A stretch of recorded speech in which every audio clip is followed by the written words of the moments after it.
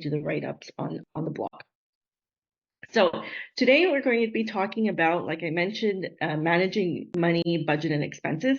And I've broken it down into four categories. First, we're going to talk about overcoming limiting beliefs about money.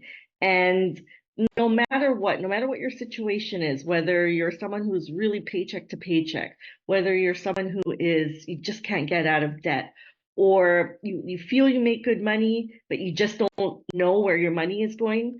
A lot of it stems from our own beliefs and our limiting beliefs when it comes to money, even if we don't really realize it. And in order to overcome anything financially, you have to kind of identify what the issues are. So what's a limiting belief? A limiting belief is basically any thought that you have that restricts yourself in some way. So an example of a limiting belief would be when it comes to money, I didn't grow up learning about money. This is something I hear all the time, and people carry that thought with them throughout their lives, and they use it as almost like a crutch. Oh, I'm not good with money because I didn't learn about money growing up. Another example of a limiting belief when it comes to money is my family has never been rich. Money is too hard to make. I can't make more money. You have to work too hard to become rich, to get anything in this world. What's another thing? I'm not good with money. That's a big limiting belief that I hear over and over again. And again, it's not based on income level, because I hear it from people who make 50,000 a year, and I hear it from people who earn a lot more money. Also on the flip side, certain things that we don't feel that are limiting beliefs are extreme frugalness. I don't know if anybody here knows somebody who's extremely frugal, like they have so much money, but they will not part with it. I'll share an example with you. Our friend's father was like that, and he literally took everything to the grave with him when he passed away. He was so tight with his wallet when he passed away. It was almost like a sickness for him, where his wife never worked. And when he passed away, she didn't know where anything was. And it's almost like he had the last laugh. So that is a sickness in itself. That is also kind of like a limiting belief when it comes to money. There's also something else, which is health before wealth. I see this a lot online. At least you have your health, health before being rich. I get it, but you still need money to live. And a lot of times having access to money, or living, let's say, in a country like Canada that has the imperfect system that we have when it comes to Medicare, it requires money. It's finding the balance in both. So I don't necessarily agree with health before wealth. I think in conjunction with it. I'm not talking about working 90 hours a week so you make so much money that it impacts your health. That's not what I'm talking about. But I find that, especially nowadays when we talk about self-care, I think we take it to another extreme. Like, yes, self-care, but you still have to work and make money and put money aside and all of that. So finding the balance between both. I find that the health before wealth movement is a bit of a crutch for people these days. You still need money. Bottom line, you still need money to do things, to pay for things, to live, to eat, to do all that good stuff. So those are some examples of some limiting beliefs that people have about money, and there are many, many more. But if this is the case in your situation when it comes to money, it's identifying what your limiting belief is, and that's stopping you from achieving those things that you want to get to. Life is about a journey, and so is your financial journey. Your financial journey is all about the ride, and where do you want to be? Not everybody wants to be a multimillionaire. Not everybody wants to, be super rich or have $1 million home. But where do you want to be? Really, where do you want to be? I hear sometimes people saying that they like to live a simple life. And my question to that is, do you really like living a simple life, or is it because you don't think you could afford more than a simple life? And that's a limiting belief in itself, kind of forced or convincing yourself that all you want in life is simplicity, when that's not what the issue is. The issue is you don't think you could ever make more or earn more to get more out of life. An example of that, my parents. My parents are very simple people, and they really are very simple people. My parents are both retired. They're here in Montreal, and they're so thankful for the life that they have in Canada. And they literally eat 3 little bowls of rice a day, and they sit there and watch. They watch TV. My dad still has the rabbit ears on his TV. My mother can barely see anymore, and she doesn't speak the language. But they sit there, hold hands, and watch TV, and that's all they do. And they're very happy. They like have a simple life. They love simplicity. But it's a great story. But I hear a lot of people like around our age who say the same thing. The reality is, no, they don't want a simple life, but they don't feel they could have more than what they currently have. And there's a difference between the two. So whatever reason it is that you're here tonight, think about what is it that is stopping you from overcoming whatever financial situation you're in right now. What is your limiting belief? And you need to identify it within yourself. And what can you do to overcome it? Some real life obstacles that keep us from moving forward. Debt, that is a huge obstacle. And a lot of times it consumes us for the majority of our lives, unfortunately. Another obstacle that happens in life is job loss. Last year, towards the end of last year and the beginning of this year, I know a lot of companies were reorganizing and readjusting because of inflation, high interest rates. And so I know a lot of people, some of my clients as well, were laid off from their jobs. If you work in the tech sector, then you were probably affected in 2022 when the tech sector was just abolishing a bunch of positions across all companies. Real life obstacles that keep us from moving forward: underpaying jobs, being stuck at a job where you're underpaid, or being stuck in a sector that doesn't appreciate you. I often talk about the education system and the healthcare system, where not doctors, where nurses and support staff and admin staff, as well as in the education sector, whether it's a teacher or a special care counselor or a daycare educator. These are all fields that are predominantly female dominated, where the pay is low. And any time, and we saw this with the strikes before Christmas, anytime these sectors ask for more money, and that's well deserved, there's always pushback. So underpaying jobs, unexpected expenses, stuff comes up, excessive spending, lack of savings, emergencies. An emergency could be a car repair, could be an illness, could be, I have to fly back home for something, a funeral, those come up. And like I was talking about before, a real life obstacle that keeps us from moving forward in recent years: inflation, high interest rates. I always talk about celery. We use a lot of celery in the house. Celery is one of those things where one week it could be $2 and the next week it could be $5. So it's not fun. It's not fun right now. How do you overcome financial obstacles? And really, there are only 3 ways to overcome them. Number 1 is overcoming your limiting belief behind the obstacle itself. Like if there's a financial obstacle in your life, what is it that's stopping you from moving forward? If the obstacle is a job loss, which is a real life thing, is your limiting belief that you don't think you could find other work? Is it because you have been with the same employer for 20 years and you feel you can't, you don't have access to anything on the market? Is it you lost a job that you thought you would retire at and now you're just kind of stuck? Identify what the limiting belief is, and find a solution to overcome that limiting belief. But you have to identify it. You have to identify it first. Also, become obsessed with where you want to be.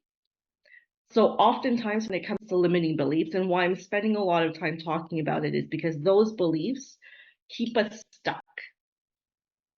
So I know plenty of people who are getting paid less than what they deserve only because they're too scared, they're too fearful to apply for that position that actually pays the salary. As women, when we look at job descriptions, if we don't check off all the boxes, we're not even going to apply. You know, men are for Mars, women are for Venus. This is a big example of it. Men will apply if they kind of sort of check the boxes, and if they get a phone call back, then they figure it out at that they figure it out then. Us, we need to check all the boxes before we even consider applying. And even if we check off all the boxes, we still might not apply for another reason. You have to be obsessed with where you want to be. If you want that position, go for it, and nothing's going to stop you. When you have a clear goal and you become obsessed with it, you just go for it, and you don't care who's stopping you along the way. You don't care what obstacles stop you. Become obsessed with where you want to be. That's going to help you overcome financial obstacles.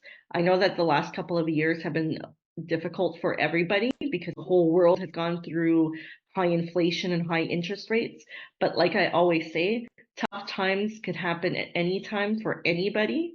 And except for the last few years, most of the times when you're going through stuff, you're by yourself.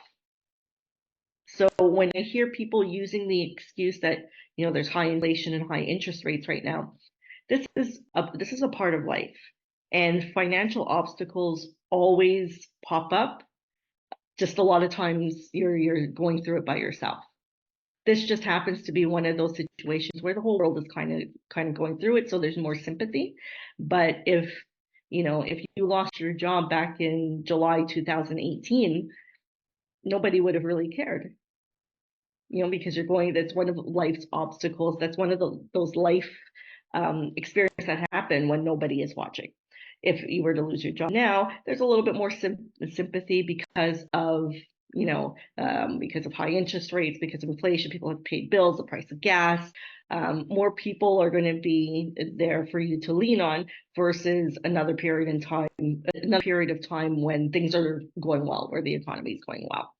And then overcoming financial obstacles, it just has to go back to basics. I always talk about budgeting and maintaining a budget and maintaining your personal financial statement. Some people don't like the word budget. If you don't like the word budget, call it a financial statement. In the business world, a budget is a financial statement. So maybe that sounds better for you. And all a financial statement is money in, money out. So we're going to get to the money in, money out, and tips to keeping track of your budget or financial statement. If you find that you have trouble managing your money, one thing that I like to do, actually, this is something that came from my husband. He is a big tracker of his money. Like, he is meticulous when it comes to keeping track of his money, almost like it's an obsession for him, but it's also a hobby for him. Like, he enjoys doing it. And what he likes to do is he likes to pretend that he's CEO of his life. And he sits there, and he's short, so I think it's a little bit of a Napoleon complex. He pretends that he's sitting at the head of a boardroom table, and he feels that he's the CEO of his life, and that's how he approaches his finances. And he's been keeping a ledger for many years. His handwritten, meticulous notes, and it's very important for him that his company, CEO Inc., like he's CEO of his name's Billy, of Billy Inc., the money has to be flowing. There has to be cash flow. There has to be revenue coming in. There has to be cash flow being invested, and there has to be a maintenance of the expenses. So the first way to keep track of your financial statement and your budget is to find an easy system for you to keep track of it. I think this is the holdup for many people. They start with the budget, they start keeping track, but then they stop. And then a few months later, they'll start again, and then they'll stop. It's like exercising, trying to put together an exercise regime. You have to find a system that's easy for you. Some people will tell you, to try this app or that app. Other people, like myself, I'm pen and paper, so I have a ledger, mainly because my husband had got me started on it. You have to use whatever fits into your life and what's easy for you. Like what's super easy for you. If it takes you forever to figure out how to download and set up an app, don't do it, because you're going to get so frustrated trying to set up the app that you forget that it's not the app, it's actually like the whole project. What you're trying to do is to keep track of your finances. If you're a pen and paper person, find a system with pen and paper, whatever it is. Maybe you'll buy like one of those old school ledgers and keep track of it there. If you're into Excel, put it on Excel, but it has to be something simple for you. So find a way to keep track and find a time of day that you're actually going to update this. So some people use apps like You Need a Budget, or that we used to have Mint here. And what those apps do is that you link them to your bank account, and it tracks like all your expenses and stuff like that, which is great because it's automated. But one of the issues with automation is that even though everything is automated, do you actually look at the stats that it's showing you? And this is one of the complaints that I keep hearing, is that people will try these apps because it's easy, but then they never look at them.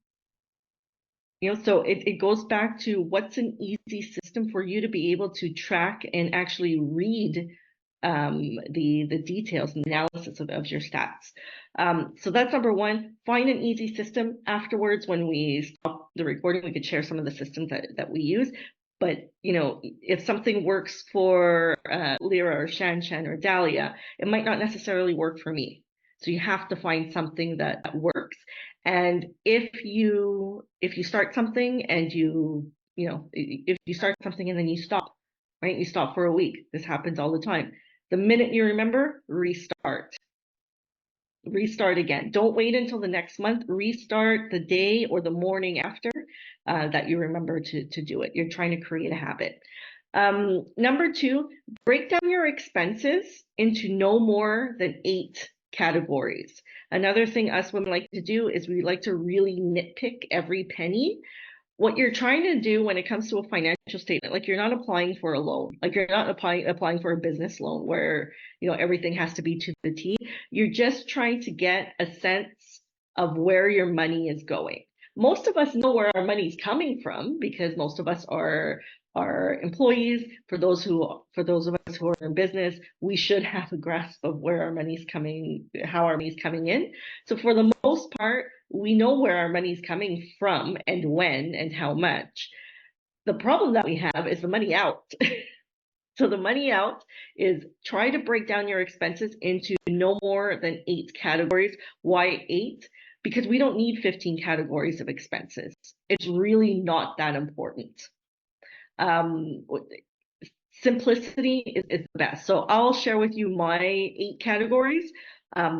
Number one is, and this is my life, so this works for me. I have number 1, groceries. Number 2, entertainment. Number 3, kids. Number 4, transportation. 5, household bills. 6, personal. 7, other household. And like I said, for me, everything is pen and paper, and I have my revenue coming in, and beside my revenue coming in is also savings. So every time I have a piece of revenue coming in, a percentage goes into savings for me to invest. And that's automatic. Well, I have to do it manually because I'm self-employed, but it's automatic. If I get a commission check of $1,000, as an example, every time I get a commission check, 20% goes into savings, let's say, as an example, right away, before I spend money on anything else, even bills, even debt. It's programmed in me. It's something that I'm used to doing. You might have noticed that I didn't put debt as a category. I don't have any debts. I've had bad debt in the past when I went through my divorce, and it's something I never want to go back to. So I don't carry any debt. If I did have debt, I would have a separate category for debt and repayment. Number 3, review regularly. So you have to get into the habit of keeping track of your expenses. Like this is a lifelong thing. It's not something where you do it for 3 months and then that's it, that's all. What you're trying to do, and the purpose of creating a budget or a financial statement, is to see where your money is going. So like I said, in general, we know where our money is coming from.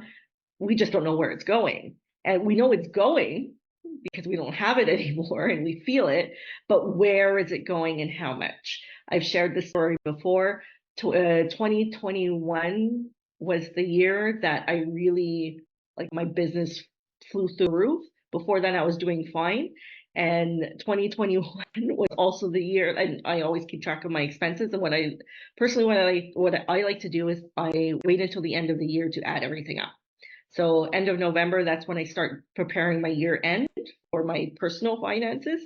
And I knew that I had spent a lot of money on entertainment.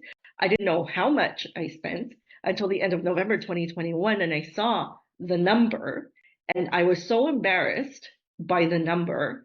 2022 came, I'm like, that's it. This is my budget. And it's not that I couldn't afford it, because like I said, I don't carry debts. I don't have credit card debt or anything. I was just so embarrassed with the number because I'd worked so hard, and I said to myself, is this what you're working so hard for? For spending this amount of money on entertainment? And entertainment for me is going out to restaurants, going out to bars. Those who know my husband and I would bon vivant, so we like to go out. And for me, there was a number to it. And for me, I was ashamed and I was embarrassed. And I needed to know that.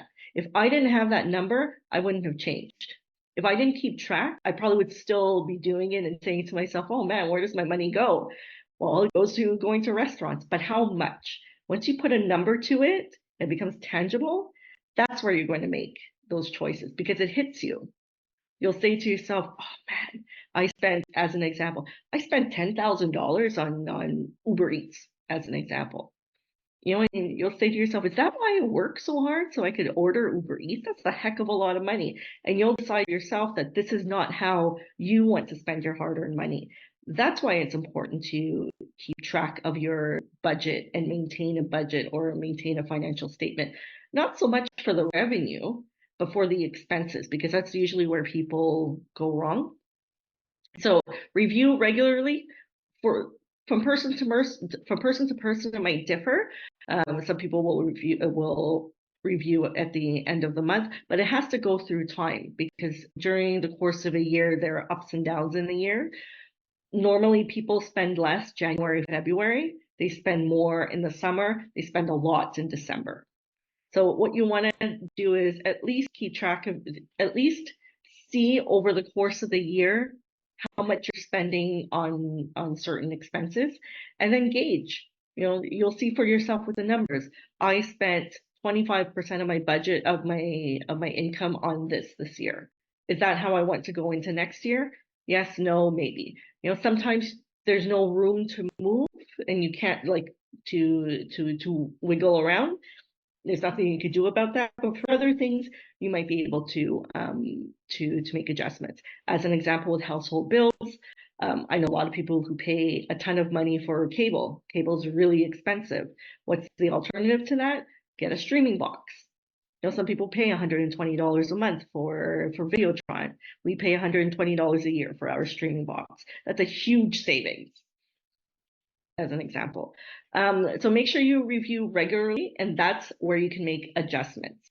I said, it's important to keep track of your expenses. On the revenue side, you might also be asking yourself if you make enough income to support the lifestyle that you want. And that is a personal choice. That's one of those deep choices, like on a Friday night where you're looking over everything, watching a sad movie and asking yourself, is this how it's going to be for the rest of my life? These are questions that you need to ask yourself. Am I making enough money to support the lifestyle that I want? Or I don't make enough money and I'm just have to make some changes in my life. And number 4, as I mentioned, worry less about every penny, focus on the big picture. What's one thing in everyone's big picture, no matter what? It's retirement. One day we all need to retire, whether it's by choice or physically, health-wise, we have, we're forced to. At one point, we're going to have to stop working when we want to make sure we have a comfortable retirement. And then if you work backwards, there's everything else in life that you want to achieve. It's not about every penny. It's really about the big picture, the big money picture that we need to focus on. And then the last thing is getting a grip on your debt. I've shared this link many times. Dahlia knows this link because I've shared it with her. I've shared it with a lot of people. If you are trying to get out of debt, use this calculator to make yourself your own debt repayment budget. So how it works is, and I'll share my screen so that I can show you how it works. What some people do when they're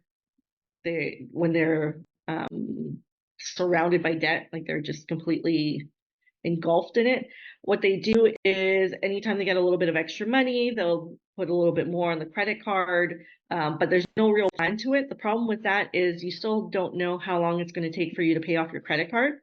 So instead, what I recommend everybody does is that when it comes to your credit cards, make a list. What's your balance owing? What is your interest rate? And make yourself a credit card repayment calculator and put it into your budget. Let me share my screen. So here we are. Credit card payoff calculator. Let me just move this. Okay. So let's pretend I have one credit card. One has a balance of $15,768. Okay, and the interest rate is 19%, which is more or less what it is. See, what a lot of people would do is whatever the minimum payment is, let's say it's $200. I know it's higher than that, but let's say it's $200. They'll make their minimum payments, and then when they have extra money, they'll throw a little bit more. Like they'll pay an extra $100 here or an extra $300 there. That's not going to work because you have no clue when you're going to pay off this credit card. Instead, what you should do is make yourself your own credit card repayment budget. And what I mean by that is, let's say you want to pay this off in 24 months, because you want to pay this off in 24 months. And when you do the calculations, that means you're going to have to make payments of $800 a month for the next 24 months to pay it off. You're like, oof, that's a lot of money. So 24 months is not realistic. You don't even think 36 months is realistic. So let's go to 48 months. So if we extend it to I'll take out the annual fee. If we extend it to 48 months, now we're looking at a monthly payment of $471. I'll look at my budget. Can I do that? Is that still too much? And this, you have to bring it back to reality. You have this credit card debt. You need to pay it off. You're not going to go for a consumer proposal. You're not going to go for a bankruptcy. Even if you wanted to, you might not qualify. So you're stuck with this debt. If this number is too high, there's nothing you could do about it if your circumstances of your revenue doesn't change. So you might have to extend it to 60 months. So 60 months, my monthly payment is going to be just over $400. Maybe that's more tangible for you in your budget. But the whole idea of this is, instead of making a minimum payment and throwing a little bit of extra money on credit cards, make yourself a debt repayments calculator. So that way, in 60 months, I'll be debt free. You have something to work towards, instead of putting a little bit of extra money and you just have no idea when you're going to pay this thing off. And that is so debilitating. And that's such a bad situation to be in, because then you'll just feel stuck. At least with this, just like with a car payment, just like with a mortgage, if you know when it's going to end, you feel you're working towards something. So, so I suggest anyone who has any debts to use that calculator and to create a debt repayment plan for yourself. So that's it. Are there any questions or comments from anybody?